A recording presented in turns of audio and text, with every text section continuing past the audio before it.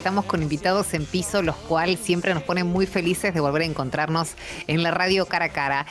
Bueno, y hablando de encontrarnos, estamos ante un desafío enorme que es modificar nuestras acciones autónomas, es decir, esas cosas que hacemos casi sin darnos cuenta, sin sentido, porque las repetimos.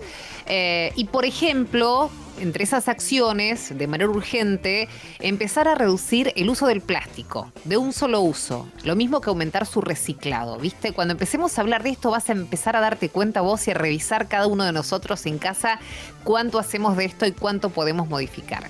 Como dicen en Compostame, repensar, reformular y rediseñar lo que somos y hacemos. Bienvenida Inés Mengido, que es cofundadora de producción y desarrollo de Compostame. ¿Cómo estás, Inés? Qué placer saludarte y tenerte con nosotros.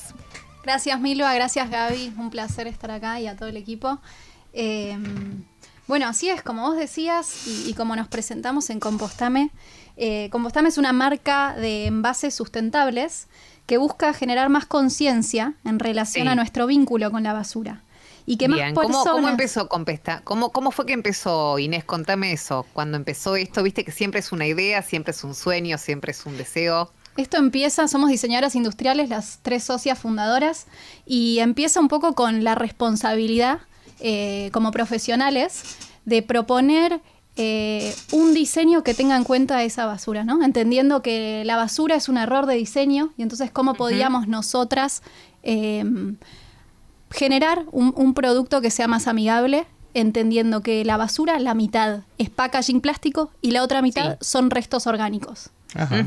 Entonces, a partir de esa idea, esto fue la tesis de la facultad, en el cual propusimos un packaging que sea sustentable, biodegradable, biobasado, un montón de palabras que quizás son nuevas que puedo ir explicando perfectamente. ¿Biobasado qué es? Biobasado quiere decir que viene de fuentes renovables. Ajá. Está basado en algo biológico. Bien. Renovables quiere decir que se renuevan cada año, claro. ¿no? Y que no son fósiles. Entonces, combinándolo era como llevamos un packaging que se parezca más a una cáscara. Claro. Esa era la idea. Ahora, me parece fantástico esto de que fue la tesis de la facultad, ¿no? Uno ¿viste? Escucha tantas veces esas tesis. Debe haber miles de tesis dando vuelta en todas las facultades y universidades del país que andás a ver dónde terminan. Ahora, que ustedes hayan logrado llevarla a cabo, para mí es el éxito final de una entidad educativa. Lo gracioso es que fue un 4. Aprobé justo, no me quería ni aprobar. Es genial. Raspando, ¿viste? Cuando no la ven, hay muchas, pero Inés, hay muchos casos, así, de gente que después hizo cosas grosísimas y en algún momento alguien le dijo no servís para nada, básicamente, y lo cortó menos 10, La historia nos da un montón de ejemplos, así que la vida, ¿viste? Es genial. La vida hay que confiar en uno y tener realmente mucha confianza y convicción, digo, de lo que crees, de lo que sentís y de lo que pensás. Bueno, golazo, tesis excelente. Ahora, bueno, supongamos, ya está, te pusieron el 4, te recibiste, huevo, harina, toda la que sabemos que hacemos todos, que nos han hecho a todos cuando nos recibimos. Sí. ¿Y cómo de ahí, desde ese momento hasta que arranca Compostame? Uf, ¿Quién fue el que vio la llama? ¿O quién compró la idea? Ustedes obviamente que ustedes ya la tenían, pero la compramos nosotras primero, ¿no? Porque primero hay que... ustedes, no la compraron. Pero ¿cómo llegaron a imponer o abrir una startup prácticamente que son ustedes? Exactamente. Nos costó un montón. La realidad es que salimos de la facultad pensando que entendíamos el sistema industrial, la producción industrial desde el diseño y con respecto al packaging, que era lo que queríamos resolver, entendiendo esto, ¿no? Que la mitad del volumen eran plásticos. Entonces, me perdí.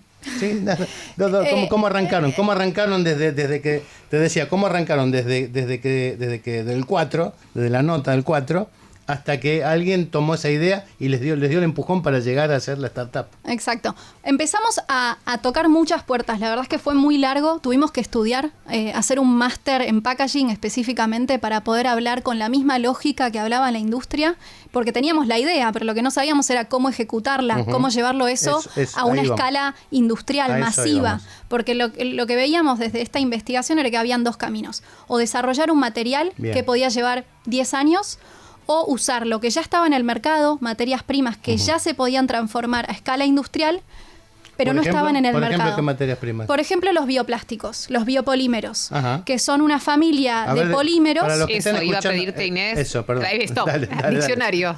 Diccionario, claro. Voy. Diccionario. Dale. Ya Los sab- biopolímeros claro. son una familia de polímeros, o sea, tienen una estructura similar a los plásticos fósiles, pero vienen de fuentes renovables. O sea, lo mismo que arranqué, ¿no?, diciendo esto de que son materias primas que se pueden procesar por la misma industria, que tienen una estructura molecular similar, pero se pueden compostar y biodegradar cuando termina el ciclo de vida del producto. Por ejemplo, ahí está, dijimos lo Bien, mismo. Gabriel, ahí estamos. Por ejemplo, los bioplásticos de almidón de maíz. Ahí está. Que son los que usamos biológicos, nosotras. son materiales biológicos. Sí, en un 80%. Inés, no y del yo te hago 100%. una pregunta, porque estamos de acuerdo con el origen. Ahora, el destino, respecto al... Sabemos que tiramos una botella de plástico, una pulsera de plástico al mar, y pasan siglos y ahí está dando vueltas. ¿Qué pasa con estos bioplásticos? Buenísima la pregunta, Gaby, porque nosotras cuando tuvimos que elegir cuáles Claro. de esta familia tan grande de biopolímeros íbamos a elegir para transformar, nuestra ley fue, el reciclaje hoy no está funcionando, ¿no? Entonces, si armamos una lógica que tenga que ver con un sistema que después no está listo para gestionarlo, no funciona. ¿Por qué hago hincapié en esto? Porque existen bioplásticos que son compostables a escala industrial. Claro. Y el compostaje industrial no es algo que esté muy al alcance de las ciudades, ¿no? Entonces, elegimos bioplásticos que sean compostables en hogar. Ah, perfecto. Entonces, lo que hicimos fue acercar una propuesta al consumidor que nosotros mismos podamos gestionar y descomponer en nuestra casa, en nuestra compostera. O sea que yo el envase en mi compostera lo puedo mandar y ahí eventualmente se transforma en compost o en lo que mi compostera vaya Así generando, es, ¿no? Así Eso. es. Si Bueno, tu compostera está sana, se va a hacer Sí, sí, tierra claro, en menos claro. de 180 días. Mis lombrices. Sí. Claro. Inés, ¿cómo se llega a ese desarrollo, a ese envase del que nos estás hablando? Fueron muchos años de estar trabajando con la industria y de pruebas, ¿no? La industria tiene una escala muy masiva, muy larga, y fue buscar cuáles eran las mejores combinaciones, también en costo, ¿no? Porque es un material que es 3 veces más caro desde el insumo principal, claro. Y la verdad es que no podíamos poner en el mercado algo que nadie iba a comprar, ¿no? Porque lo que queríamos hacer era poner algo al alcance, pero que sea competitivo con el plástico fósil. Entonces lo que hicimos fue usar la menor cantidad posible de bioplástico y combinarlo con celulosa, que también es una fuente renovable, tratando de usar celulosa que venga de fuentes recicladas y de industria nacional.